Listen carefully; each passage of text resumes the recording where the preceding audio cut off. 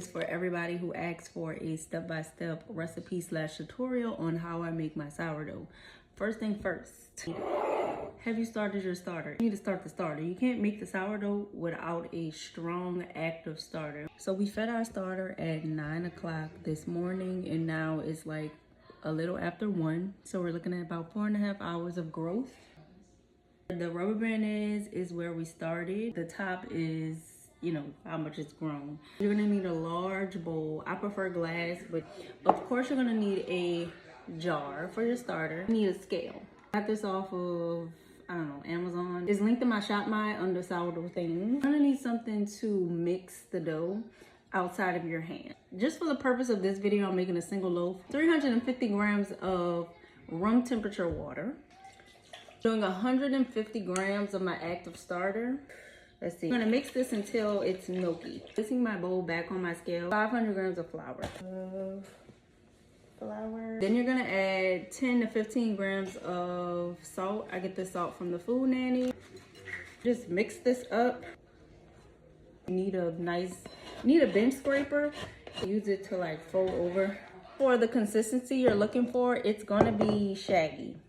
You're gonna let this rest for an hour. Then when you come back, you start your first round of stretch and folds. It has been almost an hour, so we're gonna do our first round of stretch and folds. To avoid the dough sticking to your hands, you want them to be very wet. Stretch and folds, you're literally doing what I'm telling you. You're gonna stretch and fold. You're gonna do this 4 times around the bowl.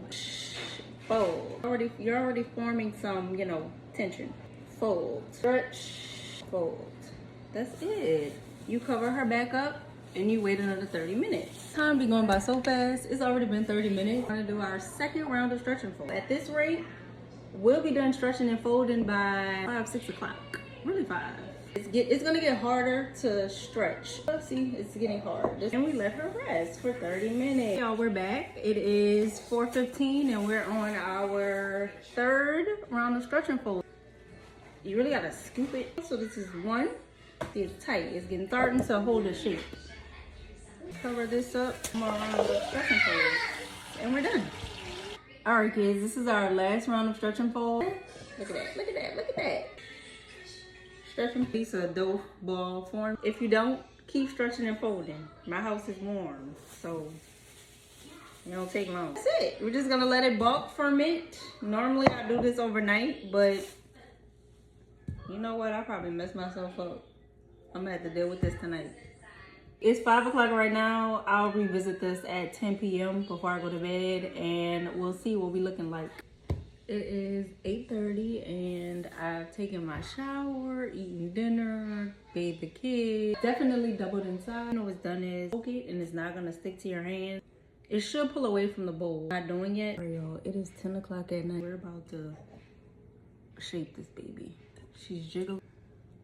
We call this, but boom. I'm not baking it tonight. I put her in here and you. Y'all, we're back. It's Tuesday and it's time to bake our loaf.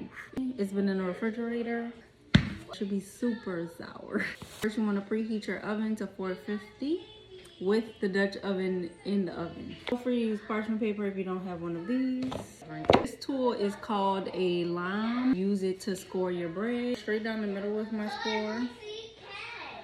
The Dutch oven is preheated. You're gonna put, I don't add ice. Some people add ice. I'm not adding ice. The first round of baking is done, so let's get it out the oven. Reveal. This is what we have. I'm putting it back in the oven, but I'm dropping the temp to about 400 for 10 minutes. A beautiful, yummy sourdough loaf.